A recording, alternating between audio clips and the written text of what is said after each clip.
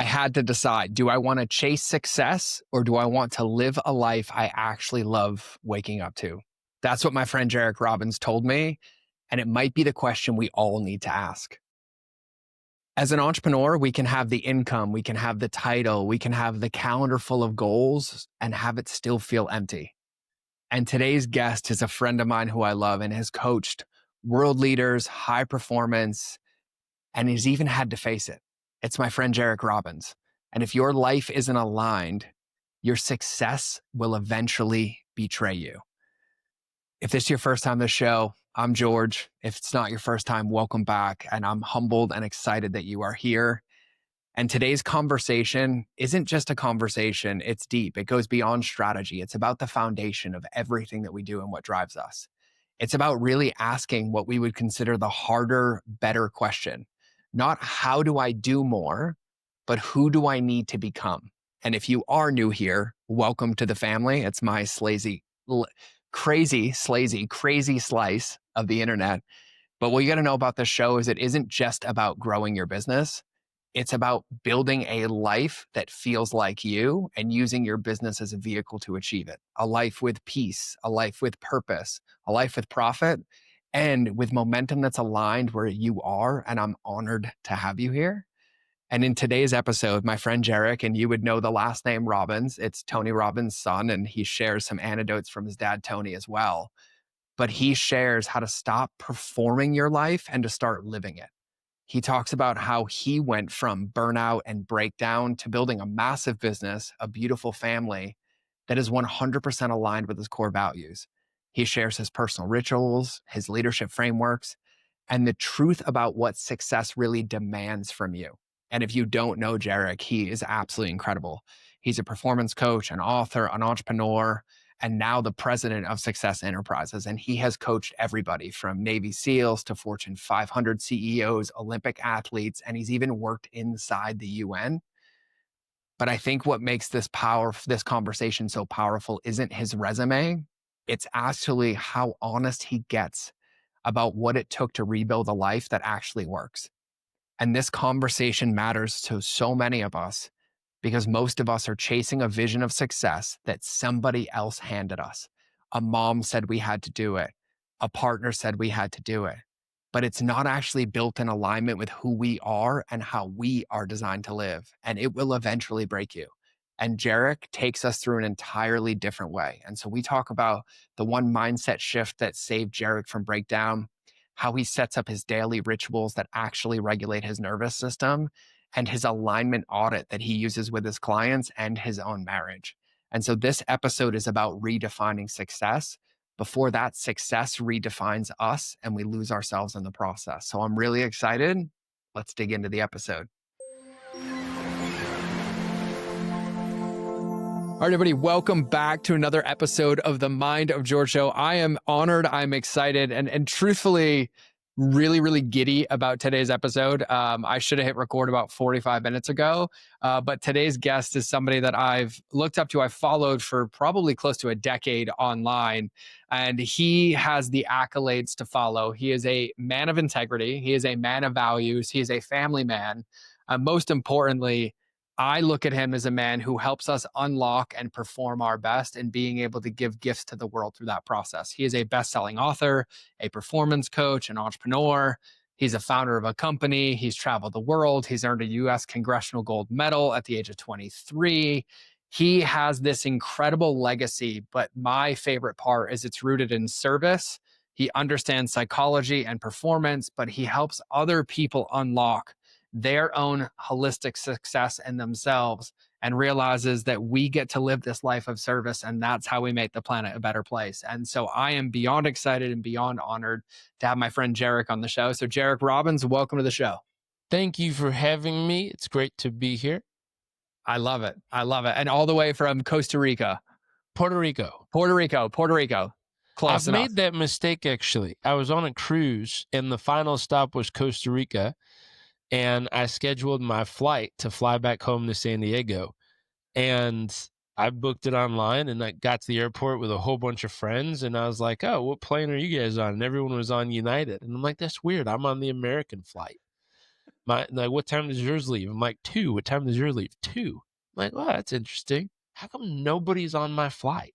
That's weird. There's like 100 of us. I went up to the front desk and I was like, hey, just double checking everything's good with this flight, right? And I handed them my ticket. And the lady looked at me and she's like, honey, you're about 900 miles in the wrong direction. I was like, excuse me? She's like, I mean, you booked this from San Juan, Puerto Rico. This is San Jose, Costa Rica. You're in the totally wrong place. Wow. I was like, cool. So how do I get home? And she's like, well, you can either fly to Puerto Rico and then go home, or I could book you on the flight with your friends. And I was like, well, what's open? She's like, only one first class seat. And I was like, thanks. I love it. So she put me on the front of the plane, charged me triple, and let me go home. But you got home. I've definitely mixed that up, though. I do. I honestly, I'm so guilty of it. I do it all the time. And I'm like, oh, because I've been to Costa Rica so many times, but I've never what's funny, been. my wife and I almost moved to Costa Rica when we landed up here. She was pregnant right before COVID, and we were living in Miami Beach, right in South Beach, and we were on the 30th floor. I use a different word now that he's in trouble. I used to call it my P. Diddy apartment. Takes a whole different connotation at this stage of life.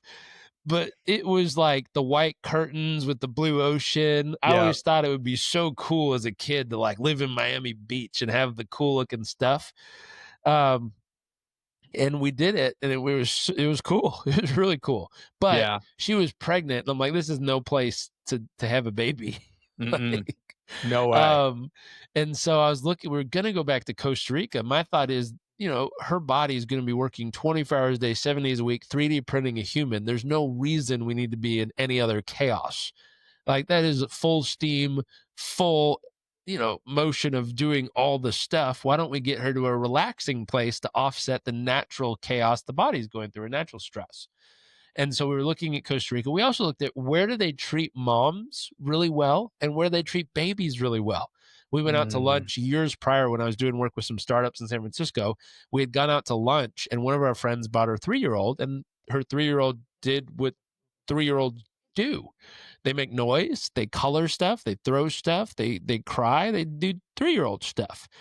And this probably 50-year-old, scraggly, gray-haired lady with glasses came over and just gave us the ugliest expression on her face and said, why would you bring a baby here? There's some of us trying to enjoy our meal.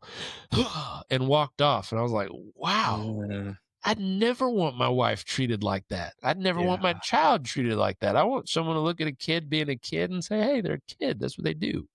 And so a friend in Costa Rica told us, actually, when she was pregnant, she's like, people treat you like you were a unicorn special human being here.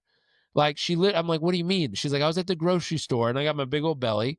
I was holding my groceries, and I got my cart, and I got into the back of the line, and there's probably 5 people in front of me. And this little old abuela, the little old grandma lady, walked up, said, no, no, no, no, no. She grabbed my arm and she pushed people out of the line, and she pushed me to the front of the line so that I could go because I was pregnant. I was like, that is cool. Like, where else in the world they do that? And we were lucky enough that a friend told us about this side of Puerto Rico where they do treat, I called my wife my VIP card during COVID, because we'd go to the grocery store and we'd get in line and they'd see she was pregnant and go, come on, come here, come on. And they'd pull her to the front. And then I got the Uno reverse card thrown on me, because once COVID got pretty bad and everything was locking down, they said, I'm sorry, ma'am, you have to go wait in the car for your safety. I was like, oh. So I got in the back of the line again pretty quick. But it's interesting. I love the fact that they see them as special. I love the fact that they're willing to go out of their way to take care of them. And it's a stranger. Like, we don't know these people and they don't know us, but they're willing to go out of their way to make her life better taken care of because of the fact that she has a little human growing. I thought that was very cool. So we looked for somewhere like that to be while she was pregnant, and we accidentally landed up here in Puerto Rico. I love it. I love it. And now I know it's Puerto Rico. I got it like drilled in. The neuroplasticity is at work right now, and the neural pathways are anchoring this in. I was like, I got it. I know where you are the other half of the year. It's Puerto Rico. And It's interesting as you share that story, Jairek. What I love is like you can hear the undertone of values and everything in that. And I actually have a question about this for you because, you when I was 23, I was deployed in the Marine Corps, Huh? thinking that that was going to be my whole life. And you were out here earning the Congressional Gold Medal before Well, most people hold had. on. For Yeah, accuracy, Congressional Award Gold Medal. I have them award here. gold medal. Hold on. This is what happens to them: is they Yeah, sit on the shelf and collect dust over time. yeah, yeah. Uh, Congressional award gold medal. To be so fair. the Congressional Award, just for clarification, I was doing a training for the Special Tactics Wing of the Air Force. And I mentioned this very clearly to the gentleman who introduced me. This is the Congressional Award. This is not the Medal of Honor. This is not the No, things. And I think purely to razz me, he went on a rant of like, I mean, there's the Congressional Gold Medal, purple. Like he named every of the greatest medals you could achieve, and he goes, and then there's this Congressional Award. That's what this guy has. Anyways, let's give him a big round of applause. I was like, really? Why would you do that to me? oh, I think he was having fun with me.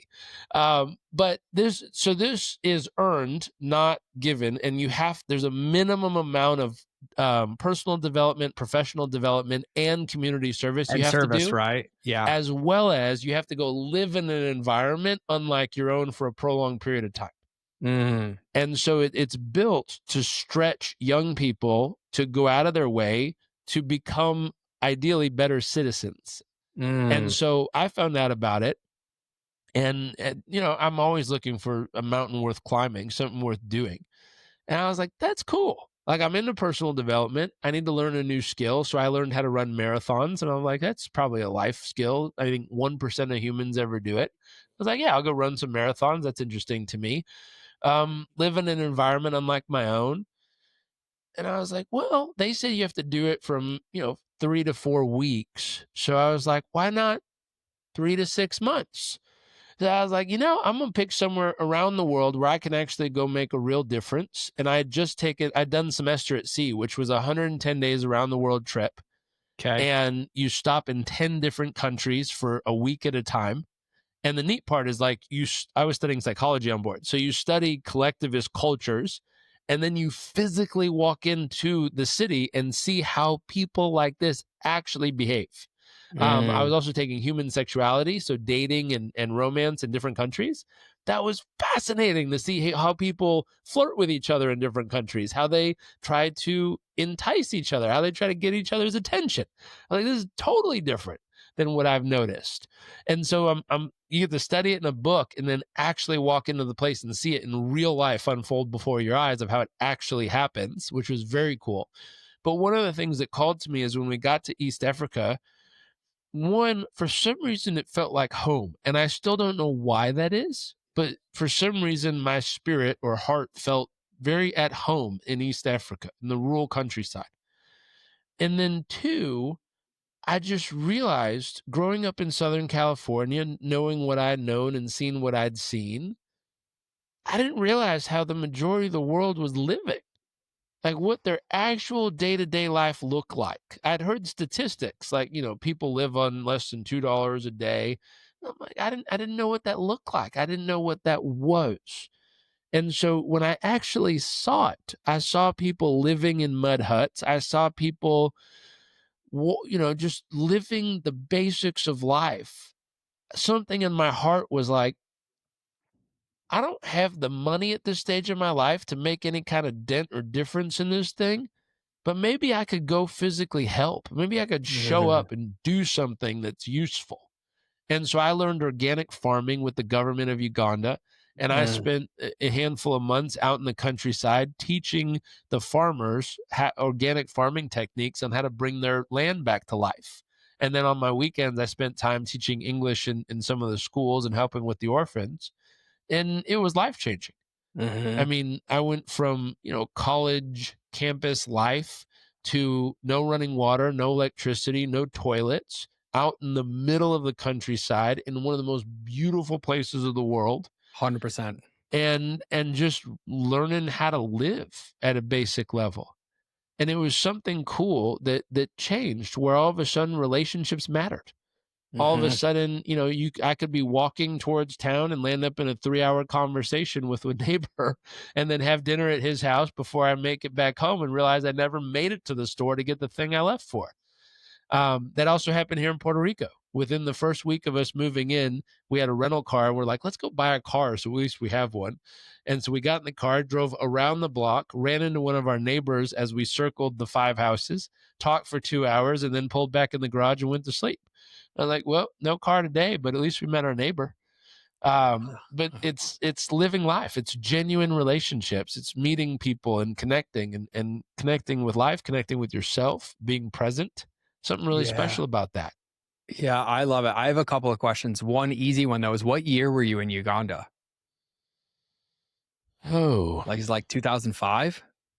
2004, 5, right in there. We think. were there at the same exact time.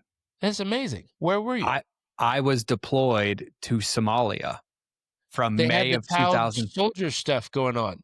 We Yeah, were from warned May. about that they Yeah. might emergency evac us if it gets within 100 miles of where we were From May of located. 2004 till June of 2005. I was literally like up the street from you, because Wow. East Africa is one of the most beautiful places I've ever been. And Uh-huh. like the dichotomy of the duality took me probably a decade Yep. to fully integrate into my body and into Yep. my understanding of like, how can these people be so incredible in such a beautiful part of the world, Yep. and also live in such extreme circumstances that most people will never fathom. Yep. And there was this dissonance, like cognitive dissonance, that I lived in for a long time because Yep. I was there under the military guys. But yeah, we were there the same exact time. That's amazing. And so a couple of things that happened for me when I was there. One, I was in a little tiny place called Kengulamira, which was a pineapple village right outside of Jinja.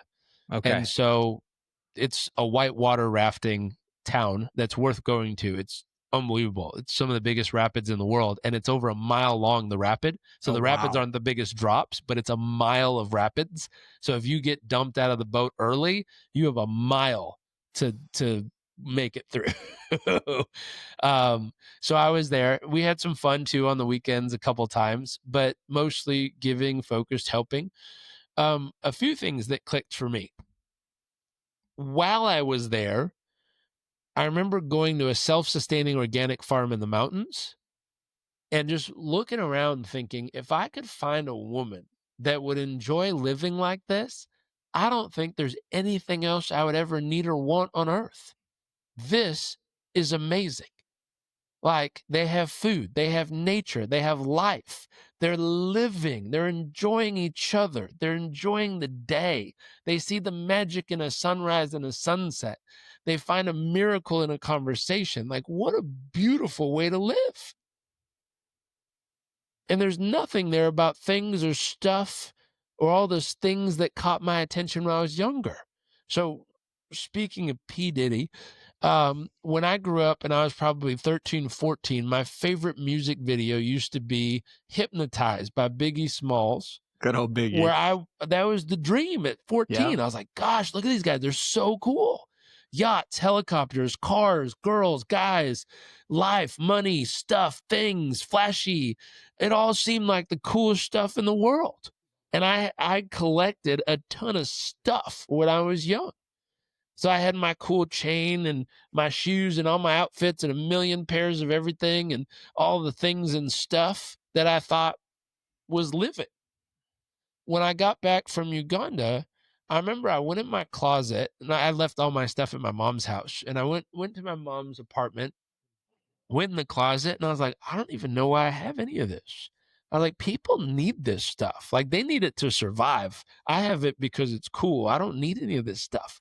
And I remember taking giant trash bags and putting everything in it, except for one pair of dress shoes and one pair of normal shoes and a pair of flip-flops. Everything else went in the bag. And then my mom was like, are you sure? Are you okay? And one day she caught me standing in the hallway just with the light switch like this for like 20 minutes. I was like, this is cool, man. She's like, are you okay? I was like, I am great, but electricity is like amazing. You Yep. realize how cool this is? I didn't have this for like months. This is legit. Toilets, Coolest thing in the world. A Mm-hmm. toilet you could sit on, mind-blowing. It doesn't Mm-hmm. sound crazy, but try living without one for a prolonged period of time, for months on end. So Mm-hmm. some of these things, it just recalibrated my entire nervous system to what was actually real and what was actually important. Mm-hmm. While I was there, I got malaria a couple times. I Part was of going to this ask about is that. Yeah. my Southern California upbringing of meditation and green drink will solve everything. I remember the doctor and I over there got in a gnarly argument about, hey, you need to take the shot to kill the malaria. And I was like, Doc, you don't understand. I grew up in Southern California, and I know if I meditate and drink enough vegetable juice, my body will heal itself. And he looked me straight in the face and said, "That's the stupidest thing I've ever heard in my life, especially with malaria." He's like, a headache, maybe, a stomach ache, sure. Malaria, this kills 1.2 million people a year. Like, this is no joke, kid. You should take the medicine. And I'm like, trust me, I know what I'm doing. That was a horrible statement on my part. I think 3 weeks later, when one of my lungs started to give out and I was wheezing, having trouble breathing, dizzy, had sky high temperatures, having seizures, couldn't see straight, had vertigo and everything in between, I realized the doctor was right and I needed the medication. Luckily, I had gotten to a place where I had, according to the doc, 65,000 parasites per one red blood cell. So he ran math for me, and he's like, maybe you believe in math? Like, I know you don't believe in this other stuff, but possibly you believe in math. He said, let me just show you what the math looks like on this. And he said, every 8 to 10 hours, the cells, the seeds hatch, they explode out of your cell, they kill the cell, they go lay eggs in all the other cells, repeats every 8 to 10 hours. So every 8 to 10 hours, you're just going to get laid out and then come back to life for a little bit, have some energy, laid out repetitively. He said, at the rate they're doubling, he did the math. He put it up on a screen so I could see it. And he's like, you got about 6 days to live. So it's up to you. You do whatever you want. I can't force you to do anything. And I remember at that stage, I called home and I got a hold of my dad right before he was about to go on to an event. And he's like, what's going on, pal? I was like, well, doctor told me I had 6 days left to live. And he's like, that's rough. It's like, you could say that. And I was like, what do you do? Do I take the medicine? Do I not take the medicine? And for the first time in my life, he's always been so helpful, always been so insightful, always had, the insight, the strategy, whatever it was. My first time in my life, he said, well, if you believe your body's going to heal itself, it will. If you believe the medicine will heal you, it will. Whatever you believe, do it, and do it now with certainty, and hung up. I was like, that didn't help at all. Do it or don't do it. I'm like, what in the world kind of advice is that? So I called my mom. My mom was in a totally different place. She wasn't the most healthy person, but she's a mom. And she got on the phone with me and she was like, gosh darn you, I didn't raise you for 20-something gosh darn years for you to go kill yourself in some godforsaken country. She goes, you take that medicine and gosh darn it, I'm on my way. And hung up the phone. I was like, oh, she's fired up. And my mom had never been out of the country besides, Tijuana or Mexico or something. Like, Yeah. she never traveled. I think she went to Hawaii a few times. So for her to decide she's on her way to Uganda was quite the statement. If we have a few seconds, I'll tell you the funniest story in the world. So she wanted to make sure she didn't get anything. So she went to the doctor, got all the pre-trip inoculations in one hit, which that'll put anyone on their butt. Anyone. And then she got on a plane. She flew from Los Angeles to London. And again, she wasn't in the best shape. So she's not a quick moving person. She had one bag with her. She was trying to run, which was a slow, heavy breathing, kind of out of shape, moving through the airport. She flagged down a cart that barely got her the next plane. The next plane went from London to Cairo. On the flight there, the guy sitting next to her snuck his hand under and grabbed one of her boobs, pretending like he was asleep. So she smacks this guy. She got felt up on the flight. She gets to Cairo. They bring the stairs out, not the ramp. And she's walking down the stairs. Her bag swings in front of her on the last step and pulls her. So she falls on her hands and knees. And everyone behind her starts clapping. She's like, people are here effing rude. Why are they clapping that I fell? And someone said, "Isn't it nice to be back down on the ground?" They thought she was kissing the ground from excitement from the plane landing. She's like, "People are rude here." She finally makes it to Uganda, and someone from the nonprofit went and picked her up. They said, "Ma'am, we're going to stay at the hotel. It's not safe to drive long distances at night here because of the road. So we're going to stay here tonight. And in the morning, we'll go out to the village to see where he's at." And so she goes to bed. She said, "All night, those bugs were attacking my bug net, trying to get me. In the morning, I went to go take a shower, and I opened the shower curtain, and there's this giant bullfrog in my shower." So she screamed, and the guy came and helped her. On the way out of the hotel, there's a dude sitting there with a machine gun, which she'd never seen at a hotel. So she's freaking out. She's like, "Is this place even safe?" I'm like, "Hey, dude with a machine gun protecting you. What are you crying about?" And then the funniest part, though, was my grandma convinced her that people in Africa wear bright colors. So she went to the store and bought a bunch of neon bright outfits. And when the van pulled up, I was on the back of a bike taxi when I was riding down the street, and I looked over, and out of a taxi window, I see my mom's face, and she smiles. She goes, "I'm going to kill you." I could see her mouthing that through the window of the taxi. And the taxi door opens, and she gets out dressed like a neon yellow traffic cone. I just looked at her. I'm like, "What are you wearing?" And she's like, "Your grandmother told me there were bright colors here, so that's what I'm wearing." And I was dying because everyone in the whole village was like looking down the road trying to figure out why there was a traffic cone lady that just arrived. It's quite the experience. It's like the reverse Coming to America with Eddie Murphy, except Totally. mom's going to Uganda. Totally. Yeah. It was hilarious. Oh, man. Luckily, by the time she got there, I had been in the hospital for about 2 weeks. And so Okay. I went from like 225 pounds down to 185. Wow. Anything that went in my mouth shot both Out. out my mouth and out everywhere else. I couldn't keep food in. My body was rampantly flushing everything and anything. Luckily, I did get the medicine, and the doctor was extremely helpful, saved my life. And then when I got home, malaria is supposed to stay with you for life. It's part of the process. And so when I got home, I went and found a specialist. He was actually a pediatrician / special disease doctor in California. And he had just gotten back from Uganda studying malaria for, I think, 4 months. And so he ran every hair sample, blood sample, urine sample, everything he could run on me. And he's like, "You are real lucky." He said there was one strain we found that when it's gone, it's gone. And it looks like you might have had that because we can't find it anywhere in your samples. I was like, wow, that's a blessing if it's true. Wow. Wow. I have so many places I want to take this. I have a personal development question, but I'm going to ask that one after because I'm innately curious. I'm also like, I don't believe in coincidences. I just love God's sense of humor. Because around the same time that happened to you is around the same time I almost lost both my legs in Somalia. And I ended up spending about 12 months in a wheelchair, 6 surgeries, told I'd never walk again, right? I still don't have feeling from the knee down, but I kept my legs, right? You and I were at the same time, actually, which is mind-blowing to me. And we're both 41. And we're both 41. And so that was a very like critical turning point in my life from my perspective of the world, both like, you know, you were talking about like what we witnessed in Eastern Africa. Like when I saw 2-year-olds that didn't have parents that were hawking products on the side of the road to be able to feed themselves and their siblings, that was normal in Mogadishu and in Somalia and Eritrea and Ethiopia. And my brain couldn't comprehend. And then I went through this massive personal transformation when I was there that took a long time to collapse. And I'm curious for you, facing that and almost like dying from malaria in Uganda, like did it shift anything inside of you at like such a young age? Everything. So I read a book in the last probably 7 years called, I think it's called Finding Your Second Mountain. And it made sense of everything I had gone through at that stage of my life.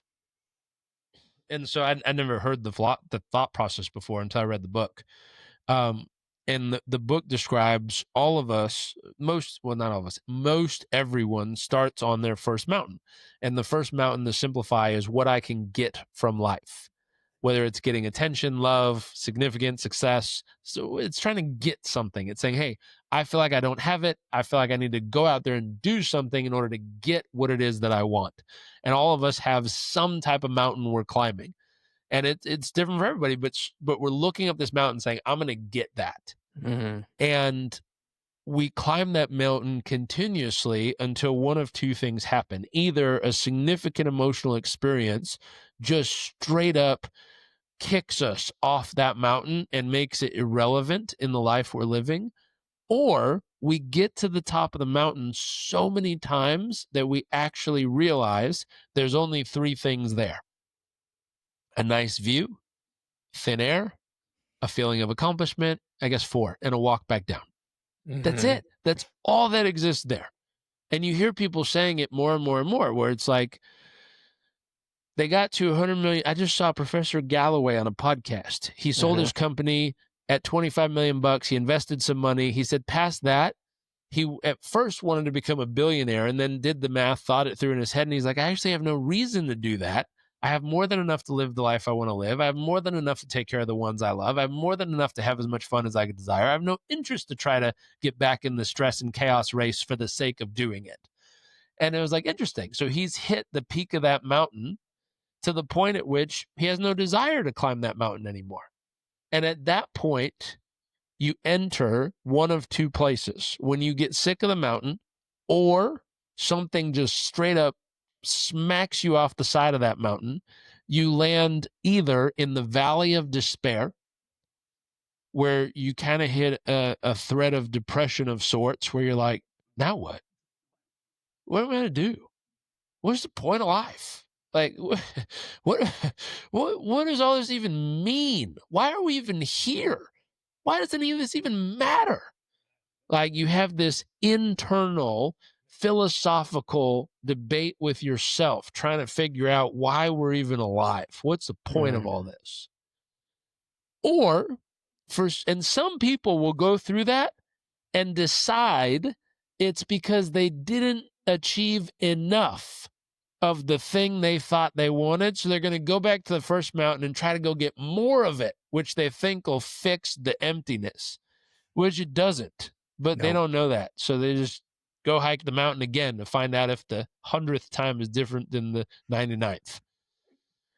Or some people emerge and find their second mountain, the author said. And the second mountain is really simple. What can I give to life? Mm-hmm. What do I have of unique intrinsic value that I can offer to life? What can I share with life?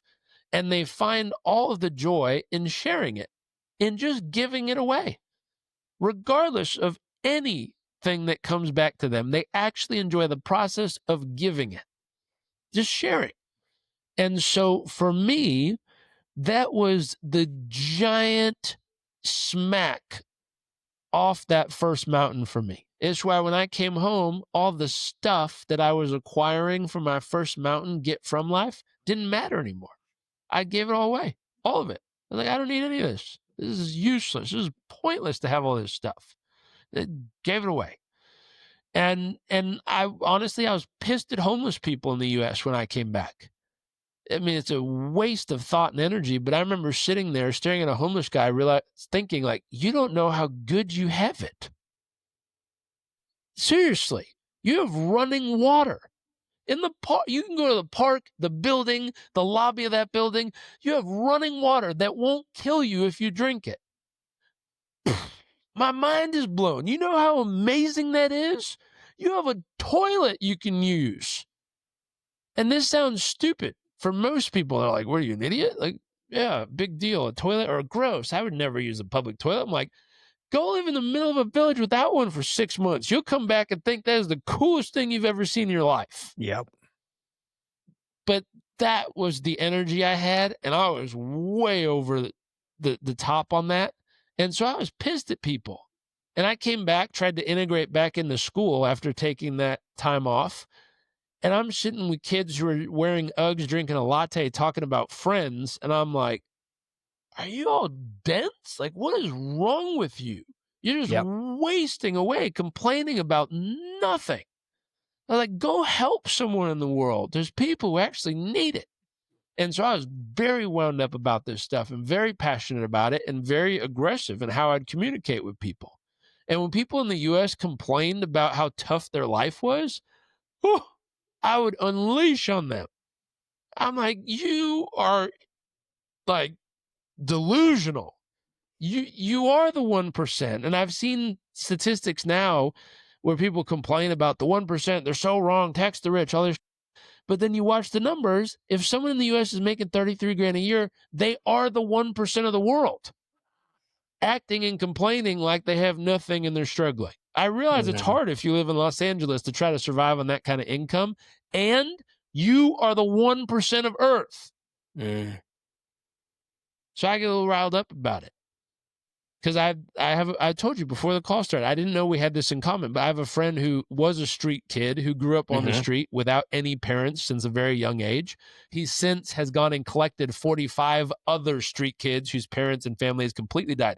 And I say, imagine this. You're 5 years old. Everyone in your family is gone. And you're sitting on the side of the street in a rural country, in a major city or wherever in Uganda. You are by yourself. You have you to live and figure out life.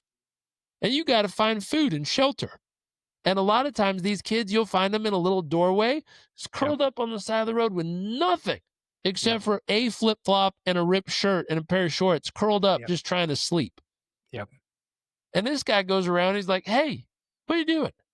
And they're like, I don't have anything. And he's like, okay, come with me. And he collects them. And he brings them all together.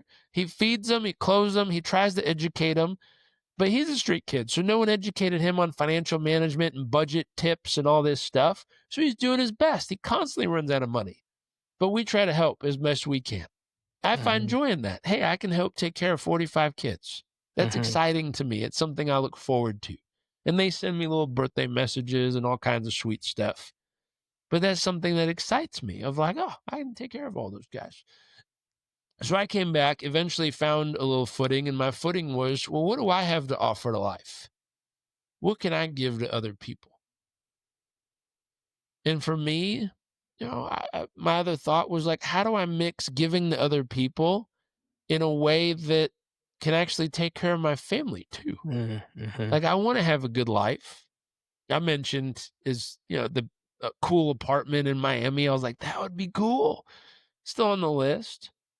Less in the things and stuff, still wanting to make a contribution. And over the years, I found an integration where I said, maybe, and I wish I could draw this, but imagine a friend showed me this. He worked at Bain Consulting in New York City, and he didn't last very long. I think he took a sabbatical in his first year. People take sabbaticals when they've been doing it for 2 decades. Like, you don't take a sabbatical in the first 6 months of starting at a consulting firm in New York City. So anyways, he took a sabbatical, found out it wasn't for him. And he was on semester at C2. And this little kid had come up to him and he said, hey, if I could give you anything, what would you want? And the kid said, I'd want a pencil so I could learn. And so he created this organization called Pencils of Promise.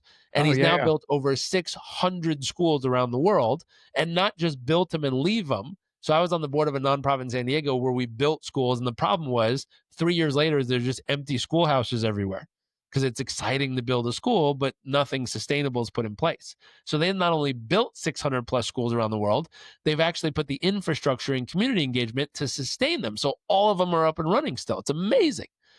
And so he showed me this. He drew 2 circles and he put a giant dollar sign in one and said, that's the head of Wall Street.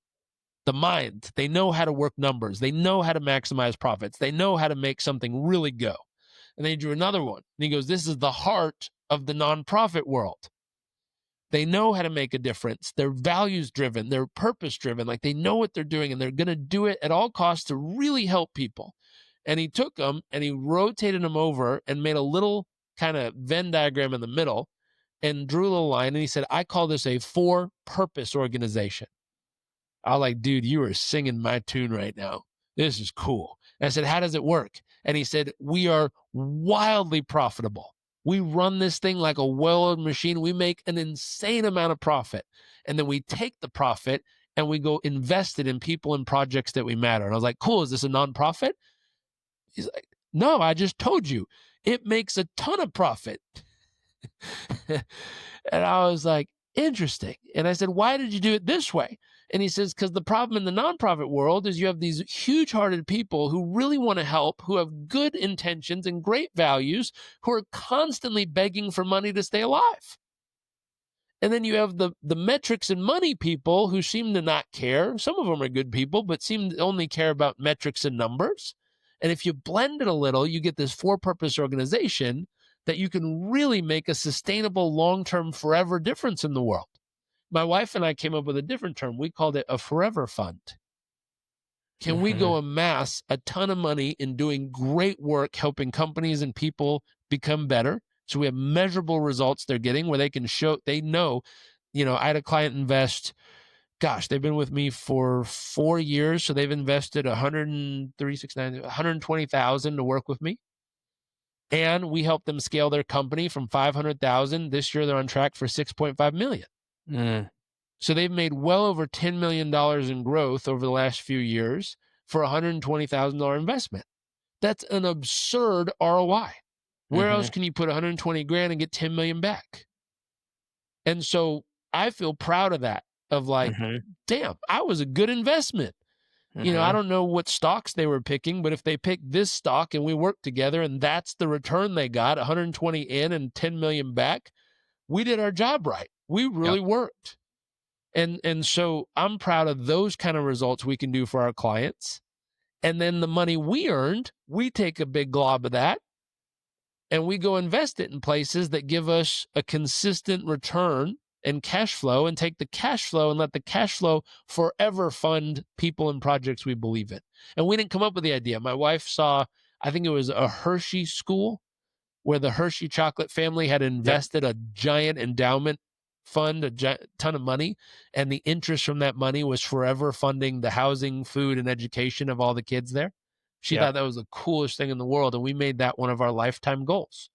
So we were running math the other day to figure out, could we get to hundreds of millions of dollars through our investments and use the interest to forever fund things we believe in?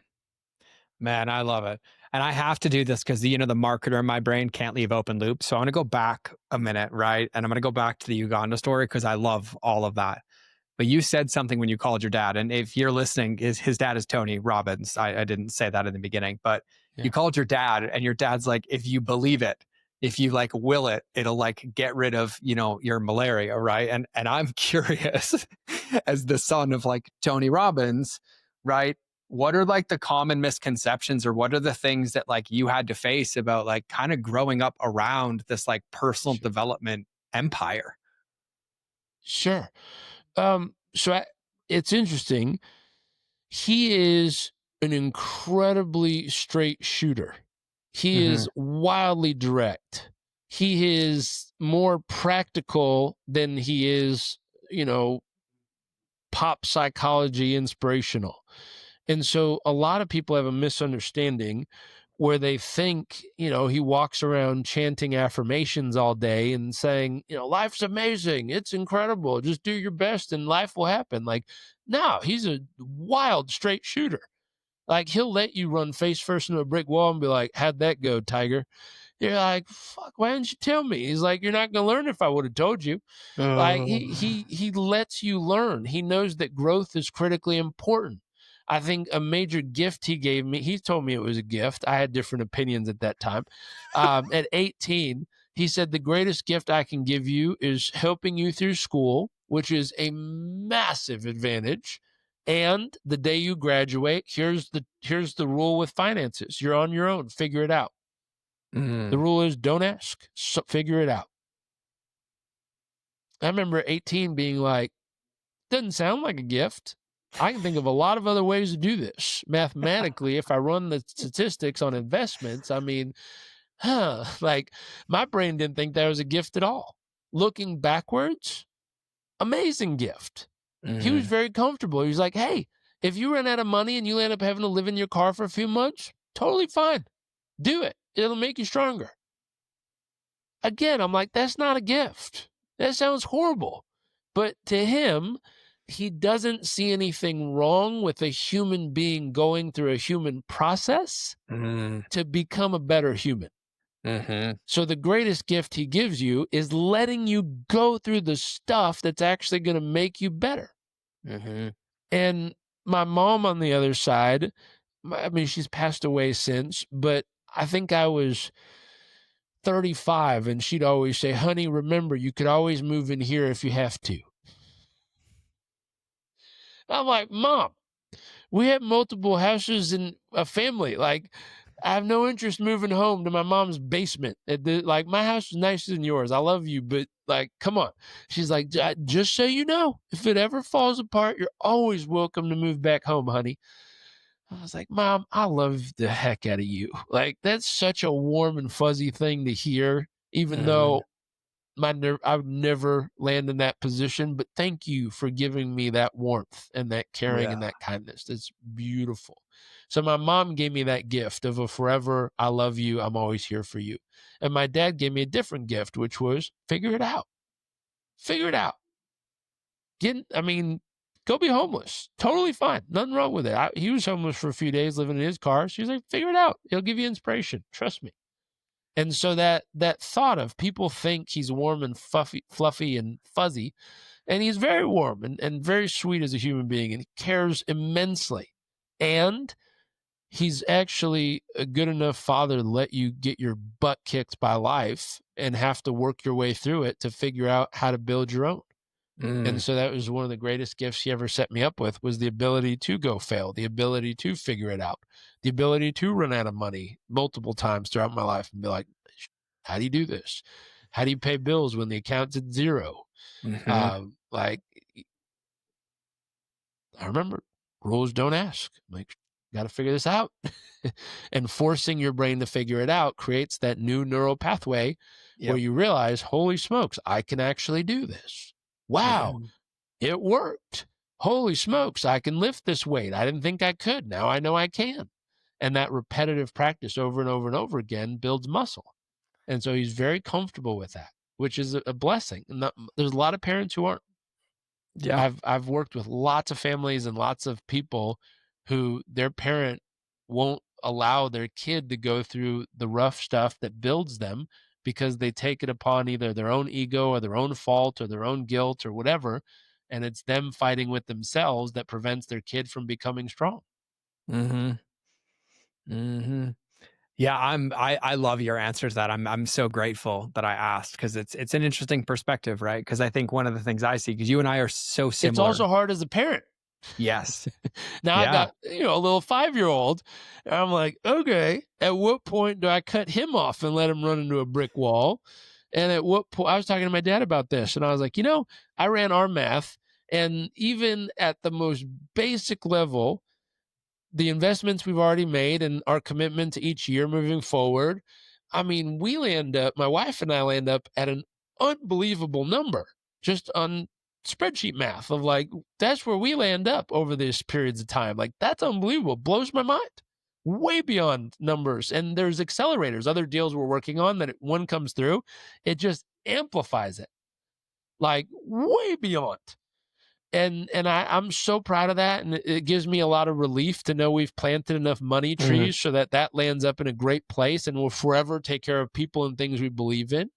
And then I thought about for my son, I was like, dude, if I hand him all that, my big question in my head was, have I prepared him to be a good steward? And I've coached people who've messed this up, where they had family who left stuff behind and they inherited a bunch. And I watched them turn a bunch into absolute nothing in a very short period of time. Yep. And it actually messed up their life more than it helped their life. Yep. And so I've been reading books the last couple of years. Let me see if I can find the name of this book. It's a wonderful book. Kindle. It's called Family Fortunes. Family Fortunes by Bill Boner and Bill and Will Bonaire. It says Boner. Sorry. I'm trying so hard to come up with an accent. I'm like, just skip it. That's what it says. How to build family wealth and hold on to it for 100+ years. So I don't know if that shows up. Yeah, I can say it. Family Fortunes. Got it. Yeah, I'll put a link in the show notes. I've been reading the book, and it was talking about the number one thing that makes the difference of it lasting is the education you give them, not how much money. Educate them, not like going to school, But if you train them the thought process, the habits, and the behaviors around wealth building, wealth conservation, and wealth allocation, they can have anything and they'll end up doing extremely well throughout their lifetime. Mm. And if you don't teach them that, you can give them everything and they will make it disappear. And so I looked at that and I was like, ooh. So my wife bought one of the coolest things. My wife's passionate about this topic because she grew up in a trailer park with her family who are hardworking people, like some of the hardest working people you ever meet in your life. But she was always frustrated of like, why do the kids I go to school with, why don't they wait in the food stamp line for lunch? Why do they have a house at the lake? Why do they have things and stuff? We have nothing. My dad works his face off. Why don't we have any of that stuff? Like that's not cool at all. And so money is important driver of like not material things, but the freedoms to live the life you want to live and take care of the people you love and give opportunities to things you believe in and take care of people who need the extra support and assistance. So she's passionate about this topic. And she's like, people don't teach the foundational knowledge to people who are struggling. It's why they keep landing up struggling. Yep. And so luckily we're both passionate about the concept and we're both committed to building things that can last forever. And figuring out if we can, he's 5, we'll find out at some point, but if we can teach him the right habits and mindset that'll help him build and continue to keep something moving.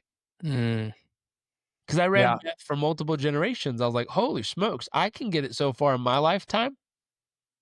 But if I passed it down and teach him how to keep the ball building and only live on the interest and how to add something to it is an important piece of every generation. Can every generation add something to it, not take from it? Can they find their own unique gifts to give to the world, their second mountain? And when they find those gifts, can they somehow find a way to add to what's been created in the snowball effect of causing it to grow and ramp? Can they then pick causes they believe in to take their portion and allocate to as it continues to roll? Yeah. And if you get that thought process, you start to create stuff that'll last many generations. And the purpose is not to take anything from it. Yeah. It's to honor it and continue to steward it, to keep giving the things that are worth giving to. And I'm not talking just nonprofit, shelling out money for the sake of shelling it out. I mean, finding people you believe in of like, that's a great human. They just need some resources. Cool. Let's resource that human and help them amplify. Yeah. Yeah. I love that. I'm so geeking out about the second mountain, and I'm curious because I love your perspective. Like, this is the quietest I've ever been on a podcast. I'll be completely honest with you, because I'm like, I feel like part of me is talking to a friend who sees the world the same, but also my Yoda in some buckets. And so I'm like loving every ounce of this. And I'm like, yes, yes, yes. I'm just curious, like, what belief do you hold about success or leadership that you feel like the world isn't quite ready for yet? Like, we've talked a lot about like, purpose and the second mountain and people that you've coached that are learned lessons the wrong way. And like some of the lessons that your dad gave you, right? Which I had the same ones, but they weren't by like smack your face. They were, oh, social services tried to take me away at 13. So I left on my own. And I, hard knock life of like figure it out. But you and I both coach entrepreneurs and we help them scale. And we were talking before the show on how, scaling your business is really about scaling the reflection in the mirror, not anything to do with your business. Right. Totally. And I'm just curious for you, like, you're so grounded in values and beliefs that they work for you. But like, what is one of those beliefs that you have around like success or leadership that you feel like the world isn't ready for, or they don't understand the importance of? So there was a story a long time ago where it's like the people are sitting on the shore and they're looking out in the ocean. I can see just all ocean out my window, but you're looking out in the ocean, there's nothing there. And then someone comes and says, can't you see the ships? And they're like, what are you talking about? This person's crazy. And then the person helps them gain the belief of what a ship is. And all of a sudden they look out in the ocean and they can see the ships that have been there the whole time. And they can't see it because they don't believe it. They don't understand the concept. Everyone's at a different moment of their journey. So I work, luckily, I'm blessed to work with people all over the world. I have a friend and business partner from Dubai. He told me multiple times in the last few months, most people don't think like you think. I was like, really? He goes, honestly, I work with people all the time. Very few people are like, let's go help other people. And I'm like, really? He's like, yeah, most people don't give two shits about that. I'm like, wow, but it feels so good. Like, it's so exciting. Like, it's such a fulfilling experience. I had a different friend of mine when we were there years ago. We went out to dinner and we were doing some training and presentations, and we were at the same crowd that kind of courts and welcomes and greets like Kim Kardashian and that crew when they come visit Dubai. So they took us out to a beautiful dinner, wonderful group.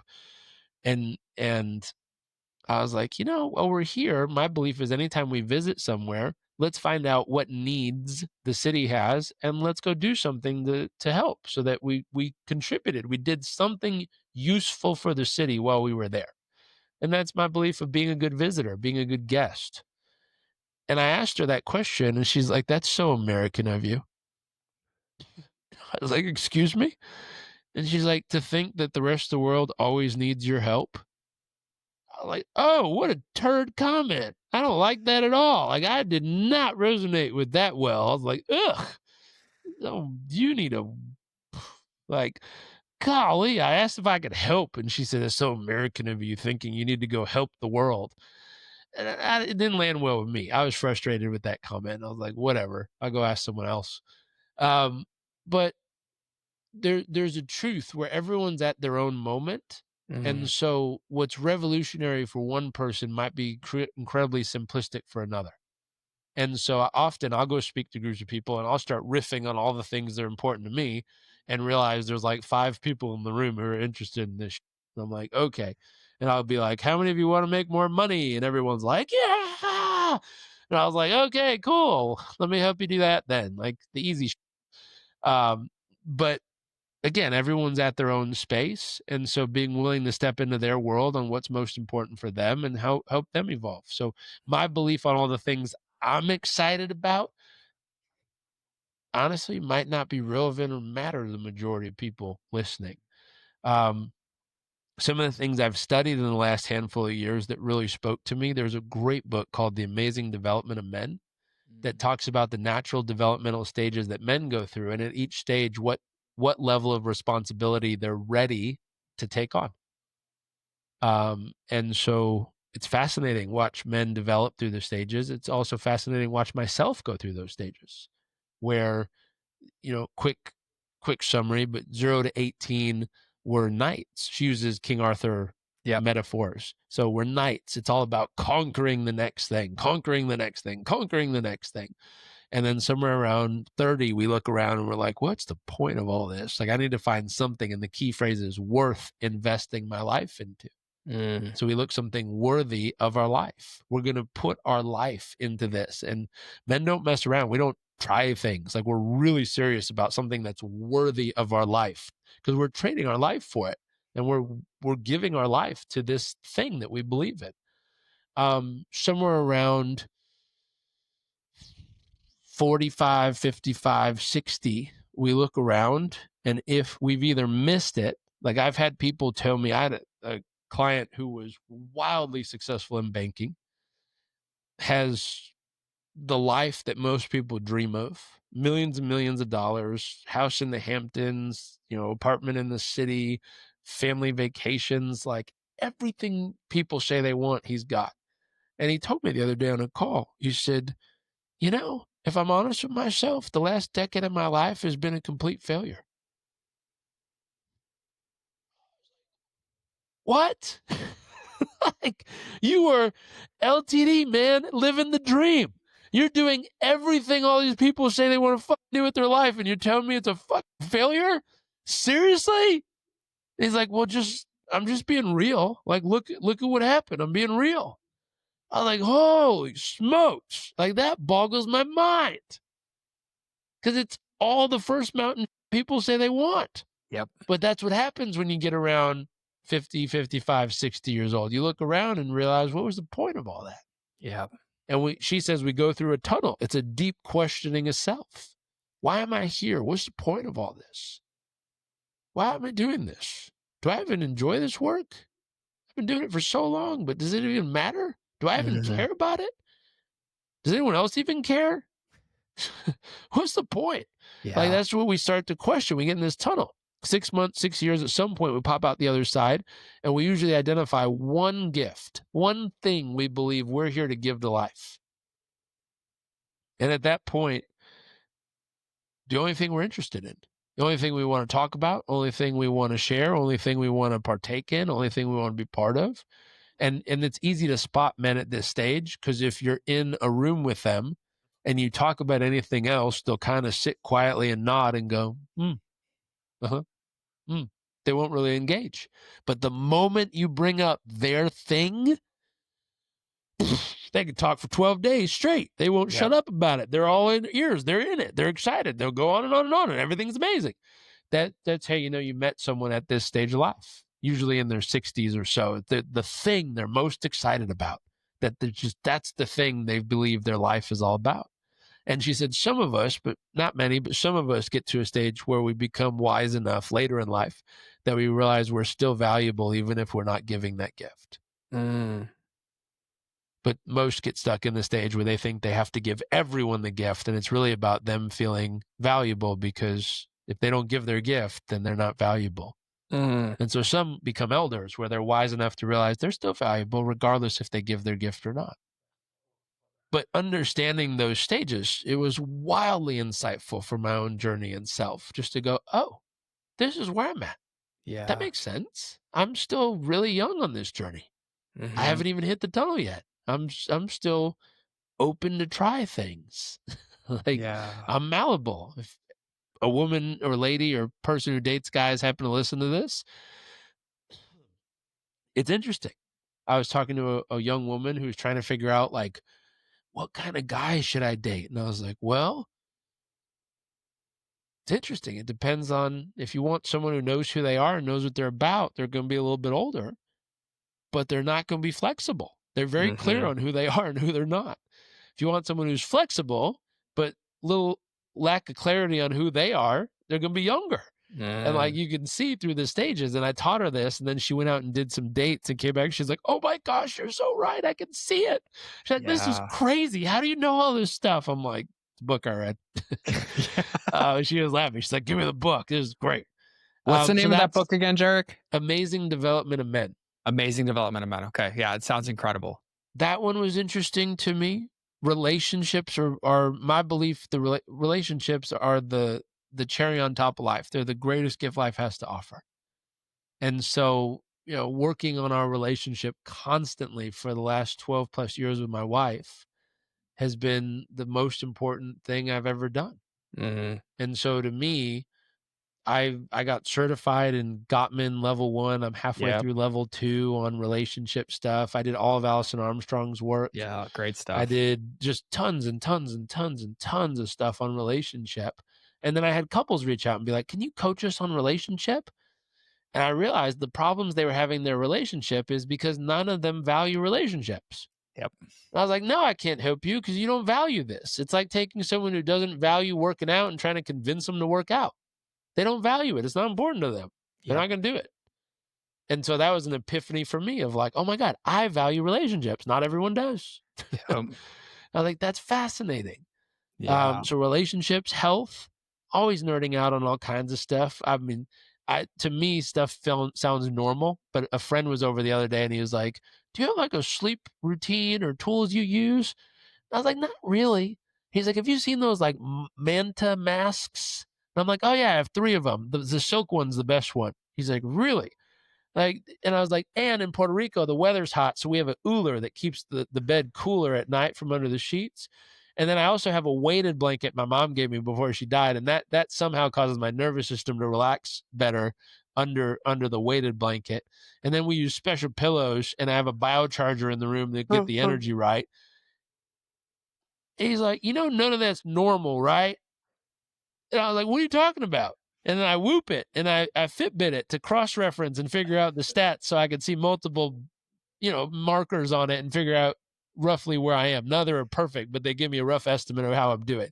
My Oh, biological age is 3 years younger than my actual age. But anyways, yeah, I'm interested in it. And he's like, you know what kind of an alien you sound like right now? Like you're in a different universe. You have like some kind of sleep dojo sanctuary going on up there with all kinds of gnarly that nobody uses except for a few handful of freaks out there like you. And I started laughing. I was like, really? And so I guess I nerd out on that kind of stuff. yeah. But it feels normal just because my wife and I have been doing it for so long. So it's just part of our life to get into that. So relationship health. And then our dent in the world is my belief is coaching tools shaped who I am. Yep. And so my mom was learning these when I was in her belly. She grew up in not that great of a household and situation. It was okay, but not, it could be better. Emotionally, relationship wise, with some of the dynamics in our family. And so she wanted to make sure my life was better than hers. So she went and got certified in NLP and all these kind of cutting edge stuff in the 80s. And I was in her belly at that time. So she was teaching people to break through their fears and phobias by breaking bricks with their bare hands when I was in her belly. Yep. And then she used those tools with me as I grew up. And my dad's been wonderful, inspiration of mine, a hero of mine, a great guide.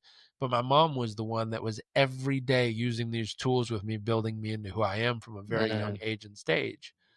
And my belief is, that's a ripple we can make in the world, is gifting these tools to our students and helping train them on these tools so that they can take them into their family and help their Yep. children, their community, their clients, their people around them, and themselves. Yeah. And so that's a mission of ours. And I've always, people always ask the question, what if you didn't have to do it for money? What would you do? And Same so thing. I've certainly mapped out the 9-figure spreadsheet that our investments add up to. So money's not really the driver at that point. But I was like, this is what I do. My wife drives her nuts.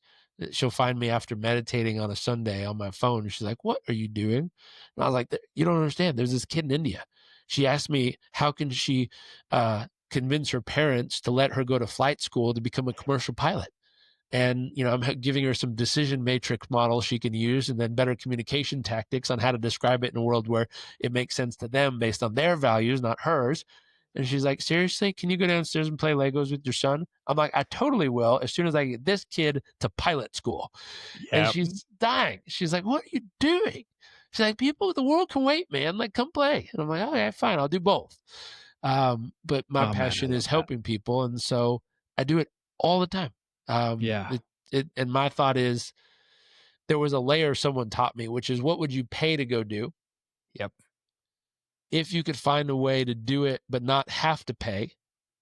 And could you find a way to actually get paid to do it? And that's coaching for me. Me too. I'm guilty. I've done it. I was signing people up for my dad's seminar years ago, and they would tell me I don't have the money. And I'm like, that doesn't matter. You need to go. Here, put my credit card on your form. We're going to get you there. And I'd walk out of a room with 2 sales and my credit card was on both forms. And my dad would laugh and he's like, you realize you didn't sell anyone anything. You walked into a sales meeting and you bought twice. They didn't buy anything from you. And I was like, well, their life is going to be better because of it. So I'm guilty of putting my wallet out there for others, sometimes more committed to their results than they are. That's my own I'm working on, but I wanted them to be there, and it did change their life. And they wrote me a thank you letter late, after. So I'm willing to pay for it. Like, I'm willing to put my own pocket on the line to help other people. And at some point I've been able to do it and call it a career, and we've been able to, earn a living doing it, which is a blessing. No, brother, we got to land the plane. Number one, I'll just publicly positive peer pressure units. I would love to do another episode in the future and hit some like matrices and decisions and communication and relationships, like tactics, because I'm in heaven. And also, before I even ask you to share where people can find you, I'm just eternally grateful. I feel so seen and validated from listening to this conversation. Every single thing you share, I'm like, me too. Like, I feel like I kind of found like a brother. I was like, I've been the oddball out of like, I care about relationships. And I'm like, oh, like I paid for my brother and family to go through personal development trainings when I trained him. They're like, George, you enrolled more people, but you paid for all of them. I was like, because they need it. right? They asked, I facilitate, right? Learned my own lessons, but it was a great sales presentation. I believed in my sales presentation so much, I signed everyone up on my credit card. 100%. And like just even the way that you see business and that you see life, and you know the world that we operate in this marketing world and transactional world. Like I've been black sheeped so many times because like we stand for something. And it's very validating for me and also like inspiring for me to know how you see it and do it. So like just from the bottom of my heart, like thank you for sharing what you shared today. And being so open and even the subtle things that like we take for granted. You're like, that's mine that I'm figuring out. We're not immune to this. And this is the work that we do. And I just, even the coaching thing too, the way that you framed it, it's like, find something you would pay to go do, then figure out a way to do it without getting paid, to paying to do it, and then figure out a way to get paid to do it. And that's, what coaching is for me as well. So there's just so many similarities. So I feel like I selfishly, regardless of everybody listening, I have a brain and a heart full of wisdom and perspective shifts and, evidence for endowment for the things that I've done just based on your story and what you've shared. And so I thank you from the bottom of my heart. You're welcome. Thank you. It's Yeah, fun to share.